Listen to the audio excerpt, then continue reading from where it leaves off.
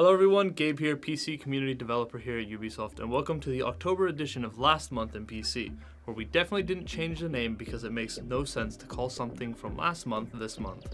Aren't we the smartest? But actually, thank you to Blue Lizard for pointing that out in the comment section of the last video. Anyway, for news this month, we're jam-packed with tons of information coming out from AMD, Intel, and Nvidia, as well as some of the things we've been up to here at Ubisoft. So without any other delay, let's get to it.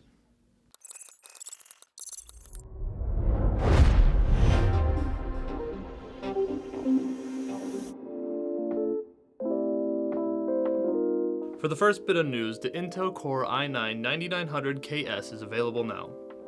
The latest high-end processor from Intel brings a slight improvement over the 9900K, with a base clock of 4.0 up from 3.6, and an all-core turbo clock of 5.0, making it the first CPU to achieve 5 GHz across all 8 of its cores. This also makes it the #1 CPU for most games, though it does fall behind when looking at multi-threaded applications. If you're looking into a new CPU for the best gaming performance, you can't go wrong with the Intel Core i9-9900KS. While it's not a huge upgrade over the base 9900K, it can be found for almost the same price. Just make sure you bring a good cooler and a compatible motherboard.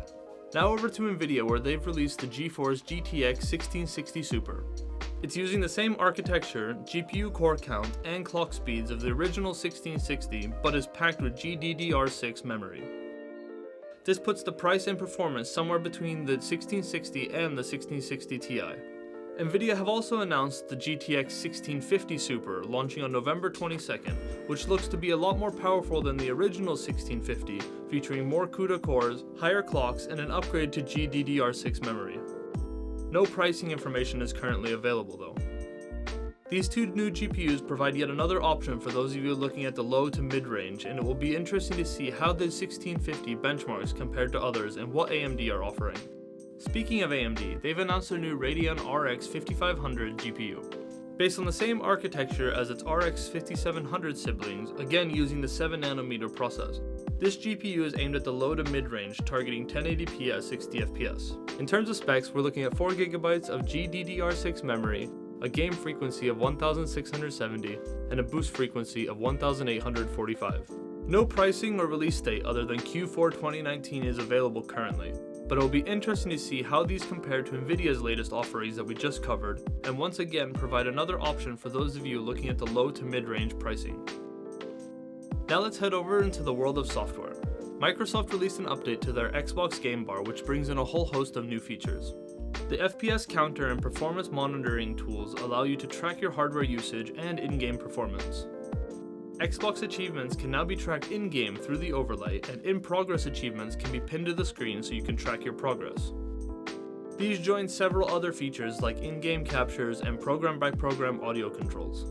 While there are other tools that perform these functions, the Xbox Game Bar could serve as kind of a jack-of-all-trades tool that is available to everybody by default with Windows 10. Though it hasn't been deployed in the automatic update tool just yet, so if you want to try out these new features, it can be downloaded through the Microsoft Store. And finally, heading back over to the Nvidia side of things, they've introduced Reshade filters into their latest drivers. If you're not familiar with Reshade, it's a post-processing tool which can be used to change the look of a game by adjusting things such as anti-aliasing, ambient occlusion, or changing shaders, and much more. Head over to their website to discover more. Now over to the Ubisoft side of things, and starting it off with Assassin's Creed Odyssey, where they celebrated their first anniversary in October. To celebrate, they released an awesome infographic showing off all the community's accomplishments over the past year, and hot damn, that's a lot of kills and photos taken. The final update was also released, bringing a few bug fixes, and you can find out more over on their website. Now over to Rainbow Six, where we released 2 updates in October, Year 4 Season 3.2 and Year 4 Season 3.3, that include some bug fixes and balancing changes. The Year 4 Season 3.2 update also changed surrendering to require unanimous vote and adjusted it to only be available when a team is losing. Check out the patch notes for the full list of fixes, and if you want to learn more about the balancing changes, you be sure to check out the designer notes.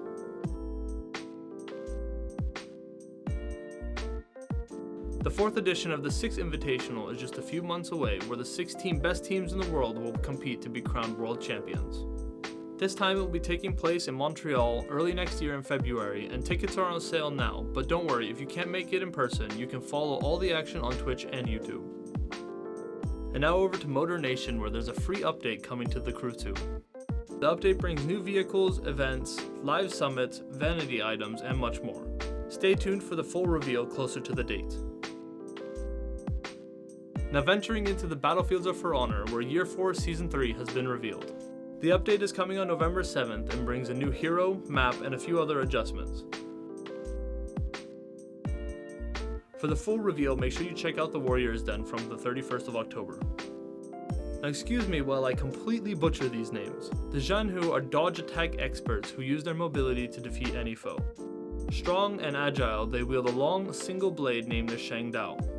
With dodge attacks that can be chained together, unblockable finishers, and fiery feats, they are a pretty versatile hero. All this will be available to the Year 3 Season Pass holders on November 7th. Be sure to check out the full patch notes for all the details. Now jumping over into Washington DC for the Division 2, where Title Update 6 and Episode 2 is available to everyone. The update brings new narrative content, a new specialization, the targeted loot feature, and a whole host of other adjustments. With this update, you'll be headed into the Pentagon, the HQ of military forces in the US that was abandoned shortly after the Green Poison outbreak. Here you can extract information from the entrenched Black Tusk forces and come across the remnants of the lives of the men and women who worked there following the evacuation. You'll also be heading into the DARPA research lab in order to prevent DARPA prototypes and assets from falling into enemies' hands. The Technician is a new specialization available in Episode 2, and it comes equipped with the multi-missile launch signature weapon that fires a volley of homing missiles that seek their targets.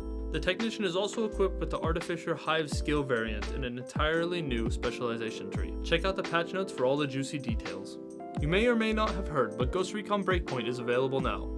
Group up with some friends and head into Aroa to take it back from Cole D. Walker and his wolves. Episode 1 started with the release of the game, and this timeline outlines what's coming up in the near future. Since the launch of the game, the team has been hard at work on gathering your feedback and improving the game. You can learn more about their efforts in the Moving Forward article they released.